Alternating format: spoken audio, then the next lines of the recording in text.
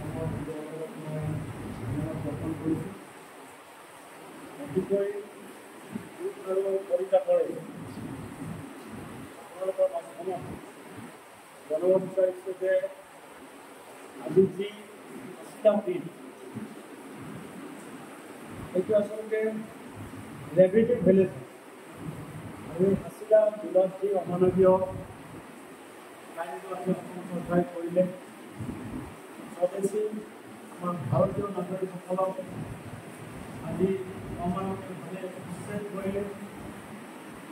আমি নিন্দা কৰিছোঁ, ঘৃণা কৰিছোঁ এই ভ্ৰষ্টাচাৰী চৰকাৰক। আপোনালোকে জানে যে হিমন্ত বিশ্ব শৰ্মা ডাঙৰীয়া অসমৰ কোনো উন্নয়ন যোগে এটা চেণ্ডিকেটৰ অসমখন চলাই আছে। তেওঁলোকে প্ৰাইভেট লিমিটেড কেইজনমান ব্যক্তিৰ দ্বাৰা অসমখন চলাই থাকে আৰু তেওঁলোকে নিৰ্বাচন কৰি আজি 26ৰ নিৰ্বাচনৰ মঞ্জুৰি পাৰ কৰাৰ কাৰণে আজি ভাগ ভাঙোন ৰাজনীতি কৰিছে। তাৰ কাৰণে আজি এই ৰেভিনিউ ভিলেজ য'ত তেওঁলোকে আজি অমানৱীয়ভাৱে উচ্ছেদ কৰিলে। আজি এই কিবা বিল আছিলে চিলা বিল আমি অঞ্চলটো আমাৰ টিম লৈ আমি পৰিদৰ্শন কৰিবলৈ গৈছোঁ। তাৰে মানুহৰ আক্ষেপ আৰু দুখ যে তেওঁলোকৰ তাতে মাটি আছে বিলটো 776 বিঘা, কিন্তু তেওঁলোকে নদীত দিছে 15 পৰা 2000 বিঘা। গতিকে ইয়াত এটা খণ্ডৰ আৱৰ্তন আছে আমাৰ ৰাইজ আৰু যিটো আজি হাছিলা বিলত য'ত নেকি চৰকাৰী অনুষ্ঠানসমূহ গঠন কৰিছে আৰু তাত আমাৰ জিলাৰ উপায়ুক্ত ডাঙৰীয়াই একচুৱেলি তেখেতে ইয়াত আমাৰ এখন বিল বুলি তেওঁলোকে স্বীকৃতি দিব বিচাৰি আছে যে এখন বিল বুলি স্বীকৃতি দিয়াৰ কাৰণে এটাই যে তেওঁলোকে বছৰি ইয়াত বহুত কথা তেওঁলোকে ঘটিব পাৰে।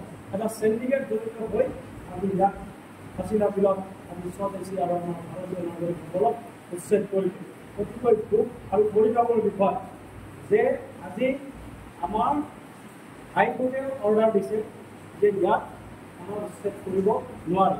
সুপ্ৰিম কোৰ্টৰ এখন অৰ্ডাৰ আছে যে তাত সুপ্ৰিম কোৰ্টে অৰ্ডাৰ দিছে যে কাৰোবাৰ যদি স্বদেশী মানুহক যদি উচ্ছেদ কৰে তাৰ আগতে আমি সেই মানুহখিনি পুনৰ সংস্থাপন দিব লাগিব। গতিকে ইয়াত পুনৰ সংস্থাপনটো দূৰৰ কথা। মানুহক যেনেকুৱা অমানৱীয়ভাৱে অত্যাচাৰ কৰি হিমন্ত বিশ্ব শৰ্মা ডাঙৰীয়াই দেখুৱাব বিচাৰিছে যে আমি এইখন চৰকাৰ মুছলিম বিৰোধী আৰু আমি দুখীয়া দুৰ্বলসকলক আমি অত্যাচাৰ কৰি আমি আকৌ 26ত আমি চৰকাৰ গঠন কৰিম। এই মনোভাৱেৰে তেওঁ আজি আক্ৰমণমূলকভাৱে আজি এই আঞ্চলিক অঞ্চলত তেওঁ আজি আমাৰ উচ্ছেদ আৰম্ভ কৰিছে। গতিকে অতিকৈ দুখ আৰু পৰিতাপৰ বিষয় যে তেওঁলোকে যিখন উচ্ছেদ কৰিছে এই উচ্ছেদিত ব্যক্তিসকলক মই অনুৰোধ কৰিম, ৰিকুৱেষ্ট কৰিম ভাৰত চৰকাৰক অসম চৰকাৰক যে তাতে যিসকল ব্যক্তি আজি আমাৰ ভাৰতীয় নাগৰিকসকলক উচ্ছেদ কৰিছে সেই উচ্ছেদিত ব্যক্তিসকলক যাতে পুনৰ সংস্থাপন দিয়ে। ওচৰতে আমাৰ বহুত খাস মাটি আছে, সেই মাটিৰ পৰা যদি তেওঁলোকক কিছু মাটি আবণ্টন দি তেওঁলোকক থাকিবলৈ জাগা দিয়ে আৰু তেওঁলোকক যাতে আৰ্থিক সাহায্য প্ৰদান কৰে। তাৰ কাৰণে মই ভাৰতবৰ্ষ চৰকাৰ অনুৰোধ কৰিম আৰু মানৱতীয়া যিটো মানৱ অধিকাৰ সেইটো খৰ্ব কৰিব নালাগে। প্ৰথমতে আমি মানুহ সকলো জাতি জনগোষ্ঠীৰ মানুহৰ লগতে জুড়ে হওক সকলো জাতি জনগোষ্ঠী আমি অসমত যেনেকৈ আজি মিলা প্ৰীতিৰে বসবাস কৰি আছো, সেই মিলা প্ৰীতি অক্ষুণ্ণ থাকিব লাগে। আৰু হিমন্ত বিশ্ব শৰ্মাৰ গাঁৱলীয়া হিন্দুসকল আজি তেওঁ যেনেকৈ আজি এটা জাতিক ধ্বংস কৰিব বিচাৰি আছে, মই অসমৰ ৰাজ্যক অনুৰোধ কৰিম তেওঁলোকে ইয়াৰ প্ৰতিবাদত ওলাই আহিব লাগে। আৰু আমি প্ৰথমতে আমি সকলোৱে মানৱ জাতি আমি ধৰ্মৰ কথা আমি পিছত আহিব লাগে। আজি ধৰ্মৰ কথা আমি পিছত চিন্তা কৰি আমি যদি মানৱ যিটো আমাৰ হিউমেনিটি সেইটো যদি আমি অক্ষুণ্ণ ৰাখোঁ তেতিয়াহে আমাৰ অসমখন আৰু ভৱিষ্যতত আগবাঢ়ি যাব। গতিকে মই আপোনালোকৰ চেনেলৰ জৰিয়তে মই হিমন্ত বিশ্ব শৰ্মা ডাঙৰীয়া মই অনুৰোধ কৰিম যাতে যিসকল ব্যক্তিক আপুনি উচ্ছেদ কৰিছে বিনা দ্বিধাই বিনা কাৰণত আৰু অকল আপোনাৰ যে চেলা চামুণ্ডা তেওঁলোকৰ স্বাৰ্থৰ কাৰণে এইটো এটা মানে বিল বুলি আপোনালোকে স্বীকৃতি দি পেলাই যাতে প্ৰত্যেক বছৰে আপোনালোকে কৰোঁ টকা ইনকাম কৰিব পাৰে। তাৰ কাৰণে আজি মানৱ জাতিৰ প্ৰতি ধ্বংস কৰি আজি উচ্ছেদ কৰি তেওঁলোকক ইয়াৰ পৰা খেদুৱাই পঠাইছে। আজি চাওক এই যে ইয়াত বিলত মানুহখিনি আছে এই মানুহখিনি আপোনালোকে 1947 পৰা আছে হয় নে? 1947 পৰা ইয়াত মানুহখিনি আছে। এইখিনি মানুহ আমাৰ অসমৰ সেইখিনি মানুহ আমাৰ ভাৰতীয় নাগৰিক। আৰু ইয়াত মানুহ কিছুমান উঠি আছে আপোনালোকে জানে যে আমাৰ বেছি সংখ্যক মানুহ ইয়াত বৰপেটা বাঘবৰ স্থানীয় অঞ্চলৰ মানুহ আছে। যিসকল মানুহ আজি ঘৰখনীয়া সমস্যা আজি তেওঁলোকে ঘৰ বাৰী এৰিবলগীয়া হৈছে। যাৰ কাৰণে ইয়াত এটা মাটি ক্ৰয় কৰি তেওঁলোকে ইয়াত থাকিবলগীয়া হৈছে। আৰু যাতে গভৰ্ণমেণ্টে যদি এখন ৰেভিনিউ বেলেঞ্চ বুলি যদি স্বীকৃতি দিব পাৰে, তাত যদি চৰকাৰী অনুষ্ঠান যদি হ'ব পাৰে, তাত যদি চৰকাৰ চাব চেণ্টাৰ হ'ব পাৰে, তাত কেনেকৈ বিল হ'ব পাৰে, বিল আৰু কেনেকৈ এইবিলাক দিব পাৰে। তাত বিদ্যালয় কোনো আছে, আজি প্ৰাইমাৰী স্কুল তাত আছে। গতিকে হিমন্ত বিশ্ব শৰ্মা ডাঙৰীয়া আপুনি আজি যি সংখ্যালঘুৰ ওপৰত অত্যাচাৰ কৰি আছে আপুনিও এদিন ইয়াৰ ওপৰত ভুগিবলগীয়া হ'ব।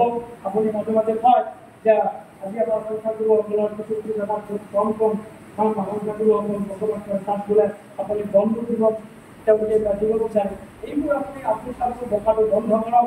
আজি অসমখনকে শান্তি পৰিৱেশত আমি জীয়াই আছোঁ, শান্তিৰে জীয়াই থাকিব দিয়ক। আৰু এটা কথা হিমন্ত বিশ্ব শৰ্মা ডাঙৰীয়া আপুনি মনত ৰাখিব, মানৱ সম্পদৰ ওপৰত কোনো সম্পদ নাই। আজি বায়ু পানী আজি বতাহ এই গোটেইখিনি ভগৱান আল্লাই সৃষ্টি কৰিছে মানুহৰ কাৰণে, আৰু আপুনি মানুহে ধ্বংস কৰিব বিচাৰি আছে বিজেপিৰ পৰা। গতিকে অতিকৈ ঘৃণনীয় মুখ্যমন্ত্ৰী হিচাপে আপুনি পৰিগণিত হৈছে।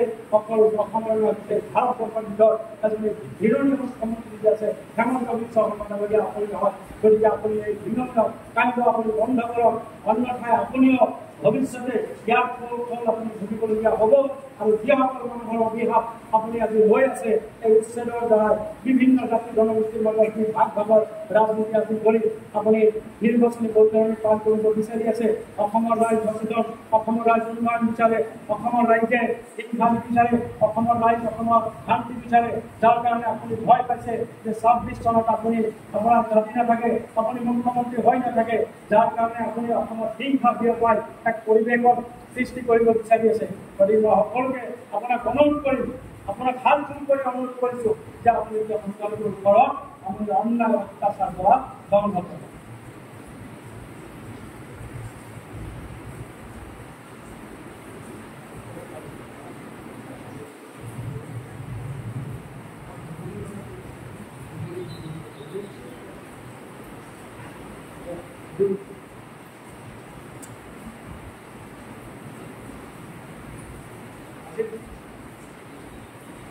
আপোনালোকে দেখিবলৈ পাইছে ধুবুৰীত তেনেকৈ যি অমানৱীয় কাণ্ড কৰিছে মন্দিৰত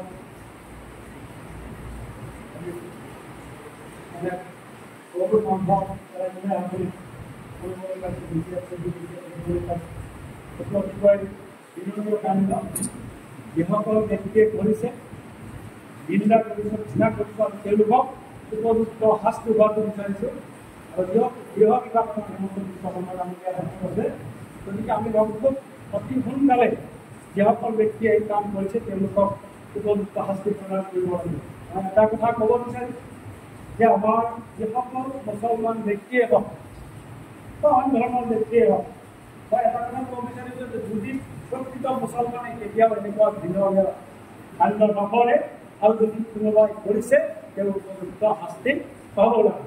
মই এটা কথা কম চৰকাৰক অনুৰোধ কৰিম যে ইয়াত আগতেও বিভিন্ন জেগাত তেনেকৈ মন্দিৰত ভ্ৰমণ কৰাই বা আমি নিউজত পাইছোঁ অসম নহয় ভাৰতবৰ্ষতে পিছত গৈ পেলাই ইনভেষ্টিগেশ্যন কৰাৰ পিছত ওলাইছে যে এইবিলাক কোনোবা বিজেপিৰ কৰ্মী বা RSSৰ কৰ্মীসকলে এইবোৰ কাণ্ড কৰিছিলে। মই অনুৰোধ কৰিম চৰকাৰক যে অসমৰ প্ৰত্যেকটো মন্দিৰতে আমি CC কেমেৰা দিব লাগে। যেতিয়া আমি CC কেমেৰা দিম তাৰ পিছতে হয়তো এনেকুৱা কাণ্ডৰ পুনৰাবৃত্তি নহ'ব।